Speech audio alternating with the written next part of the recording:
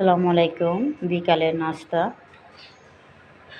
Chicken আর আলু একসাথে ভেজে ফেলবো। এখন চিকেনটা ভাজা হচ্ছে, আলুটা ভেজে রাখা হয়েছে। আর রুচি বানাবে এই জন্য আটা কাই করা হয়েছে। সয়া সস দিয়ে দিলাম 1 চামচ, টমেটো সস। এর আগে আদা রসুন দিয়ে মেখে রাখা হয়েছিল, মাখানোর পরে ভাজা হয়েছে।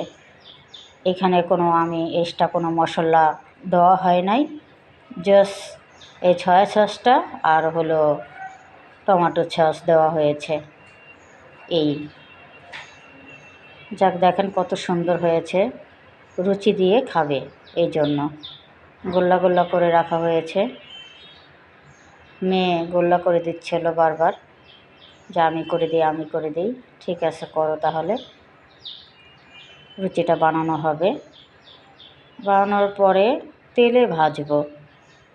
এটা আসলে বিকালে সিম্পল একটা সুন্দর খাবার। দেখেন কত সুন্দর হয়েছে, সব ভাজা টাজা শেষ করে 2 পদে, একটা কড়া করে ভাজা হয়েছে, একটা নর্মাল করে ভাজা হয়েছে। দেখেন কত সুন্দর করে। আল্লাহ হাফেজ।